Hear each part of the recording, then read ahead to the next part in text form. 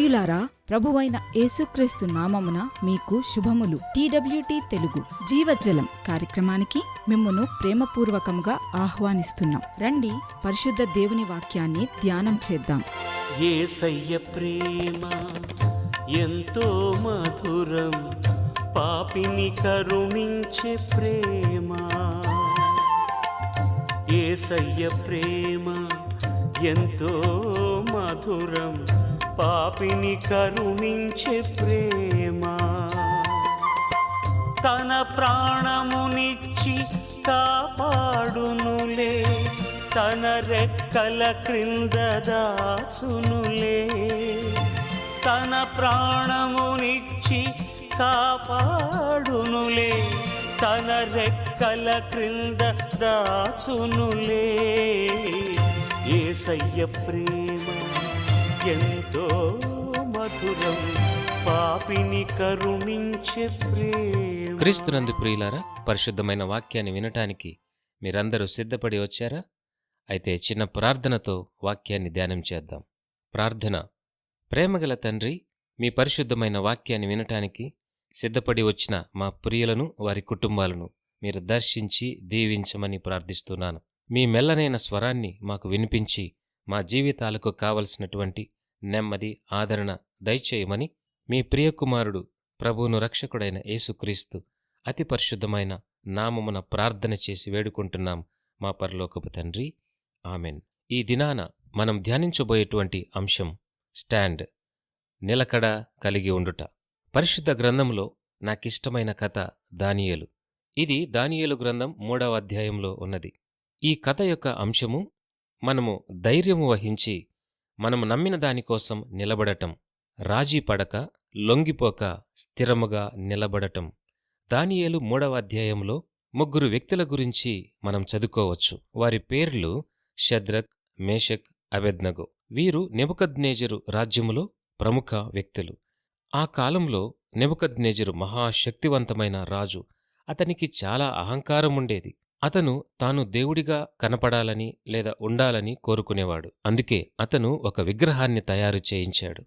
అది అతని ప్రతిమా స్వరూపమే, లేక మరొక ప్రతిమా స్వరూపమే కావచ్చు. ప్రియులారా, మోషే సీనాయి కొండ మీద ఉన్నప్పుడు ఇశ్రాయేలీయులు విగ్రహం చేసుకున్న సంగతి గుర్తున్నదా? అలాగే ఈ రాజు కూడా ఒక విగ్రహాన్ని చేయించాడు. ఈ మధ్యకాలంలో ఓ పుస్తకం బయటికి వచ్చింది. ఇశ్రాయేలీయులు ఐగుప్తు నుండి బయటికి వచ్చినప్పుడు తీసుకువచ్చిన బంగారంలో కొంత భాగాన్ని కనుగొన్నామని అందులో వారు చెప్పుకొచ్చారు. చాలా ఆసక్తికరమైన పుస్తకం. దీని పేరు ద గోల్డ్ ఆఫ్ ఎక్సోడస్. 2 రచయితలు సౌదీ అరేబియాకు వెళ్లి మోషే నడిచిన అసలైన సీనాయి పర్వతాన్ని కనుగొన్నారు అని చెప్పుకుంటూ ఉన్నారు. ఒక దినాన నేను ఈ పుస్తకాన్ని చదివాను. అయినప్పటికీ సీనాయి ద్వీపకల్పములోని జబెల్ ముసానే నిజమైన మోషే పర్వతం అని నా నమ్మకం. ఇక దానియేలు గురించి మనం ఆలోచించేస్తే, నెబుకద్నెజరు ఒక భారీ విగ్రహాన్ని నిర్మించి ఒక ప్రకటన చేశాడు. సంగీతకారులు, వాయిద్యాలు వాయించేటువంటి వారు అందరూ దాని ముందు మోకరిల్లాలని ఆజ్ఞ ఇచ్చాడు.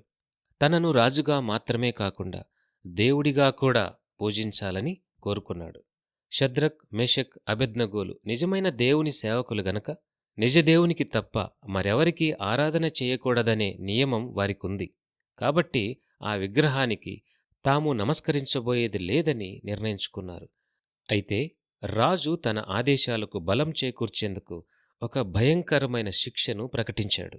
తన ఆదేశాలను పాటించని వారెవరైనా తీక్షణంగా మండుచున్న అగ్నిగుండంలో పడవేయబడతారు. ఈ రాజు తన ఆదేశాలను ధిక్కరించేవారంటే భయం. అతను సహజమైన అనుమానంతో ఉండేవాడు. ప్రియులరా, హేరోదు గుర్తున్నాడా? అతను కూడా ఇలాంటి అనుమానంతో ఉన్న రాజే. ప్రపంచ చరిత్రల్లో గొప్ప కట్టడాలను నిర్మించిన వ్యక్తుల్లో ఇతనూ ఒకడు. మీరు మధ్యప్రాచ్యానికి వెళితే అతను నిర్మించిన అనేక కట్టడాలను చూడవచ్చు.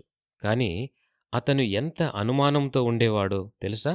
తనలో ఉన్న అనుమానం చివరికి ఎంత దౌర్భాగ్యంగా మారిందో తెలుసా? చివరికి తన భార్యను, సహోదరుడిని, తన సొంత పిల్లలను కూడా చంపించాడు. నెబుకద్నెజరు కూడా ఇలాంటి వారిలో ఒకడు. తన రాజ్యంలో ఉన్నవారెవరైనా తన ఆజ్ఞను ధిక్కరిస్తున్నారా లేదా పాటిస్తున్నారా అని గూఢాచారులను పెట్టేవాడు.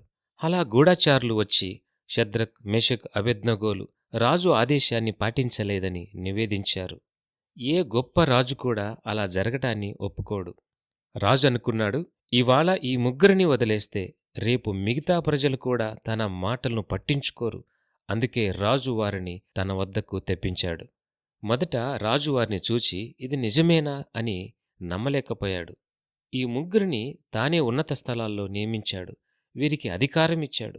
వీరు రాజును ప్రేమించాలి కదా, అతనితో సహకరించాలి. కాని వారు అతని ఆదేశానికి వ్యతిరేకంగా నిలబడ్డారు.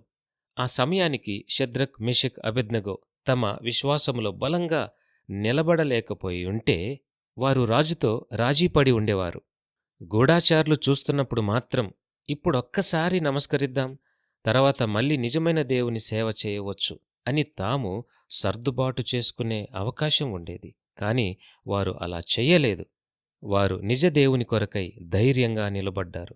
రాజుతో మాట్లాడి, అవును, మేము నమస్కరించము అని స్పష్టంగా చెప్పేశారు.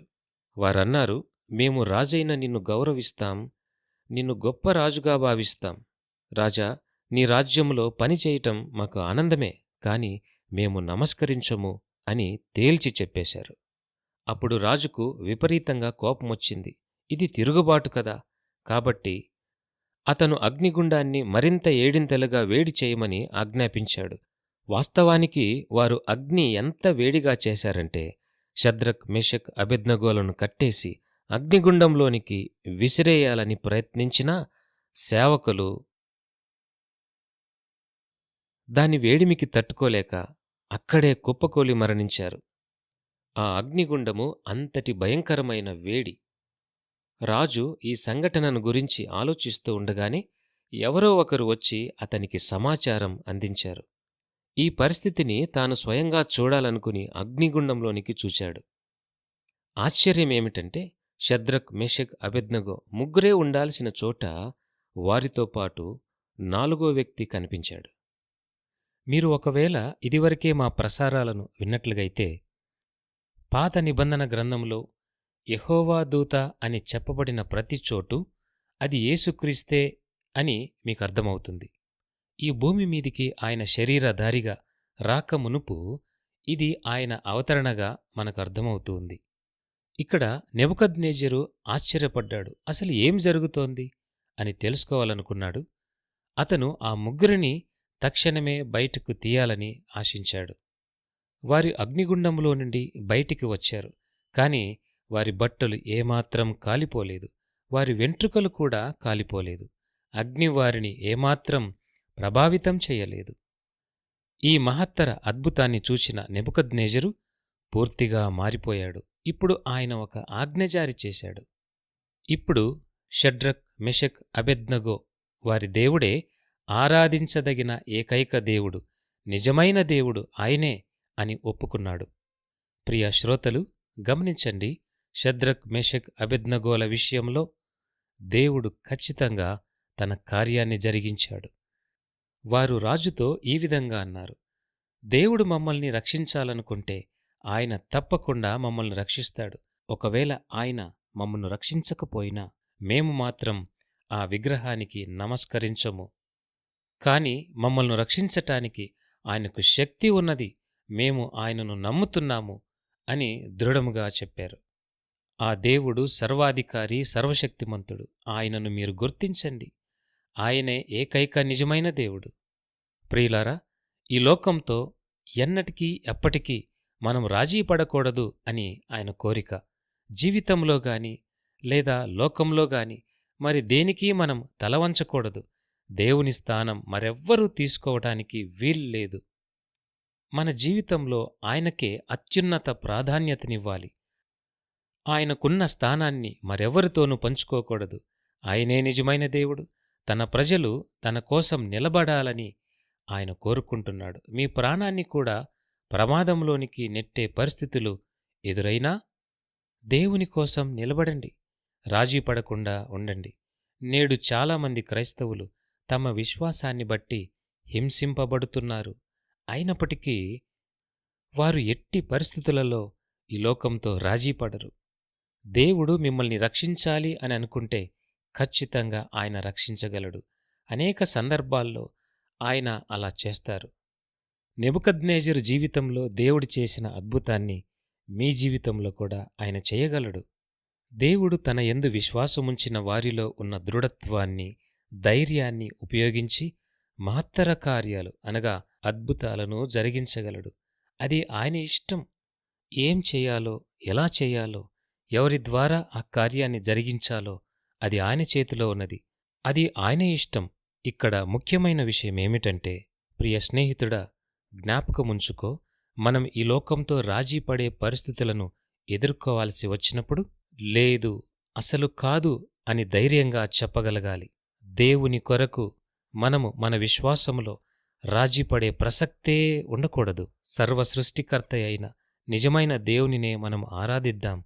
మన విశ్వాస విషయంలో రాజీపడకుండా స్థిరముగా ఆయన కొరకు నిలబడదాం. దృఢంగా నిలిచియుందాం. ఆయన కొరకు నీవు ఎప్పుడైతే నిలబడగలవో అప్పటి నుండి ఒక నూతన ఆశీర్వాదాలను నీ జీవితంలో నీవు చూస్తావు. తప్పక దేవుడు నీ జీవితంలో ఒక అద్భుతాన్ని జరిగిస్తాడు. ప్రియ స్నేహితుడా, ఒక సత్యాన్ని నువ్వు గమనించాలి. ఏ లోకంతో అయితే నీవు రాజీ పడుతున్నావో ఈ దినాన, ఒక దినాన అదే లోకం నిన్ను బాధపెడుతుంది. అందుకే ఒక దృఢమైన నిర్ణయాన్ని ఈ క్షణాన నీవు తీసుకోవాలి. జీవముగల దేవుడు నిన్ను తప్పకుండా ఆశీర్వదిస్తాడు. ఇలాంటి శ్రేష్టమైన నిర్ణయాన్ని, విలువైన నిర్ణయాన్ని ఈ క్షణాన నీవు తీసుకోవాలి అని అనుకుంటే నాతో కలిసి ప్రార్థించు.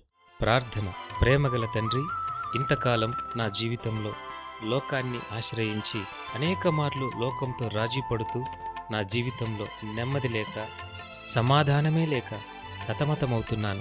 నీవు ప్రేమగల దేవుడవని తెలుసుకున్నాను. నీవే నిజదేవుడవని తెలుసుకున్నాను. ప్రియ తండ్రి, నీ కొరకు నేను నిలవబడాలి అని అనుకుంటున్నాను.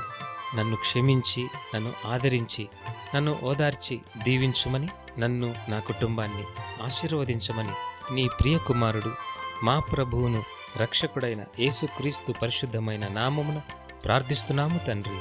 ఆమెన్. ఒంటరినై నేను ఉన్నప్పుడు జంటగా నిలిచెను ఆ ప్రేమ.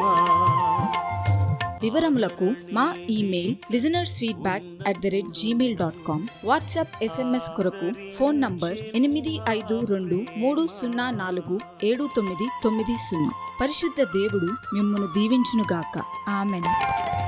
ఒంటరినై నేను ఉన్నప్పుడు జంటగా నిలిచెను ఆ ప్రేమ. ఆదరణే లేక ఉన్నప్పుడు ఆదరించెను ఆ ప్రేమ. ఎవరూ లేరని ఏడ్చినప్పుడు నేనున్నాననే ఆ ప్రేమ.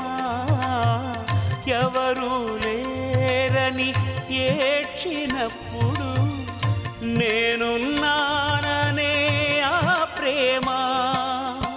కరుణించెను నన్ను, కృప చూపెను నాకు, కరుణామయుడు నా యేసయ్యా.